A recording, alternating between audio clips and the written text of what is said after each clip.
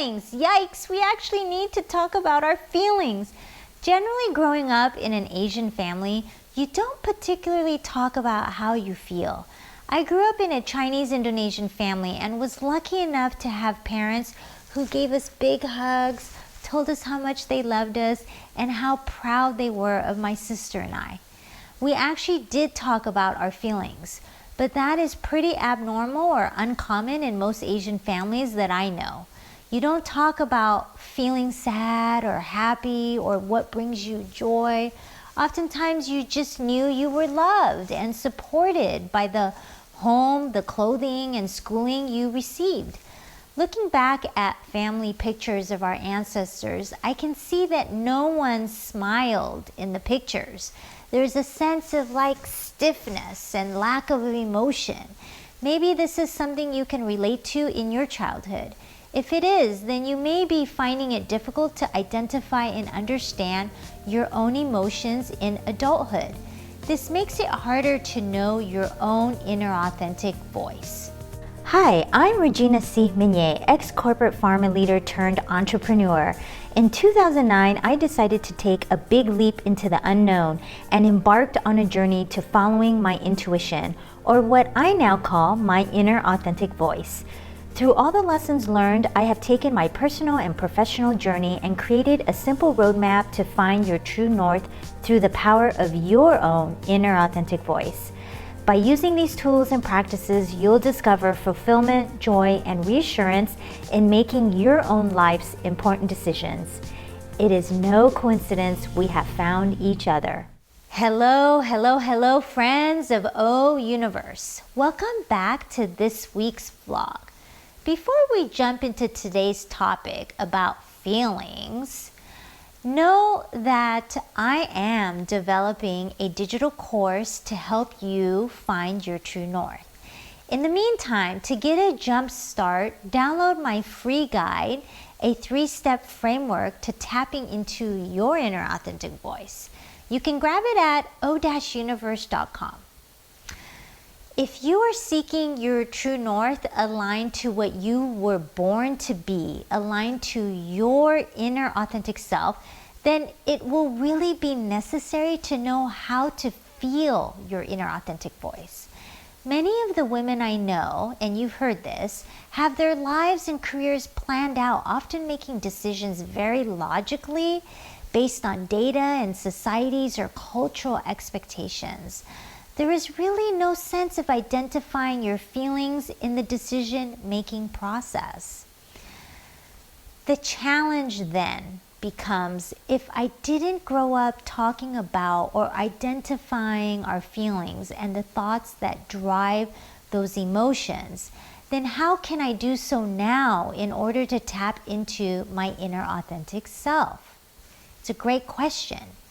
You may wonder, how does emotions or feelings even relate to finding your inner authentic self and hearing its voice, the IAV?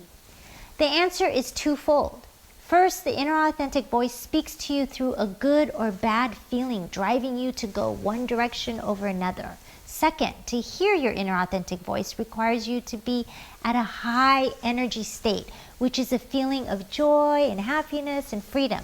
So you can see that if you are feeling fear, despair, guilt, jealousy, or anger, you are in a lower energy state, meaning your vibrational energy is low. In order to hear your inner authentic self and guides from the universe, you need to meet them where they're at, and that is at a higher energy frequency.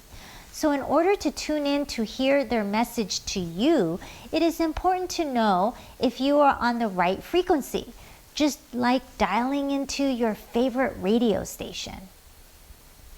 Here are 4 tips for you to dial in to hear your inner authentic voice. Number 1, thoughts precede emotions, meaning what you think dictates how you feel. If you think of a past experience or memory or imagine something to be true that is either upsetting or scary, you will feel those feelings of discomfort, fear, or anger. Number 2, if you know your thought dictates how you feel, then you can change your thought to feel better, to move from bad feelings with lower energy to more positive feelings with higher energy. I like to refer to Abraham Hicks' emotional scale. There is actually a scale of 22 types of feelings or emotions that one can feel, and they are ranked from highest energy, meaning highest vibrational frequencies such as joy, freedom, love, passion, enthusiasm, happiness, hopefulness, to lowest energy or lowest vibrational frequencies such as fear, grief, desperation, despair, guilt, jealousy, hatred, anger, blame, and worry. Number 3, to hear your IAV again, you want to tap into its higher frequencies. So if you are vibing low, you can work to move to a better feeling by thinking of a good thought that will bring on joy and happiness into how you feel. Whether if by doing something that brings you joy, changing your thought, or distracting yourself with something else to do to get you out of the funk you might be feeling. Number 4, the point is not to disregard low energy feelings. It is important to acknowledge and address them first, then move on to the next thought that can change how you feel to a higher energy place, thereby making it much easier to hear your inner authentic voice. Let me give you an example. A woman in my O Universe community shared with me that she was feeling really down about herself. She had been divorced for several years and had made sacrifices in her professional life, taking on a job rather than a career so that she could spend time raising her kids as a single mom. She found herself not feeling good about herself since the divorce and now finding lost about finding her true north. She was clearly upset about feeling lost. She felt disappointment in herself, unworthiness, and despair. The dilemma in this situation is that when you feel these low energy feelings, it is difficult to hear your own inner authentic voice to provide you guidance to your true north, which was this person's desire. In this scenario, if you were in her shoes, the first step is to feel the feelings of despair and unworthiness. Acknowledge it and think about why you feel that way. Feelings are neither good or bad. There is no judgment. They are just feelings. Think about something that can move you up the ladder of the emotional scale. Perhaps think of something that you are hopeful for or optimistic about. Start thinking about what actually lights you up. You can reflect on your past experiences that have brought joy and fun. Shifting the feelings to more positive, high energy feelings is key so that you can find your true north. If this sounds all foreign to you, another way you can exercise your feelings muscle is by watching movies. Watch a sad drama to feel sadness. Watch an action movie to feel excitement. Watch a horror movie to feel fear. And watch a love story to feel love. You get the idea.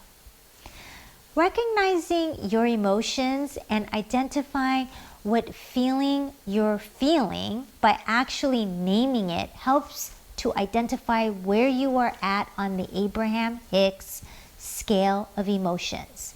Then you can identify the next thought that brings you up the ladder to more positive, high energy emotions to hear your inner authentic voice to your true north.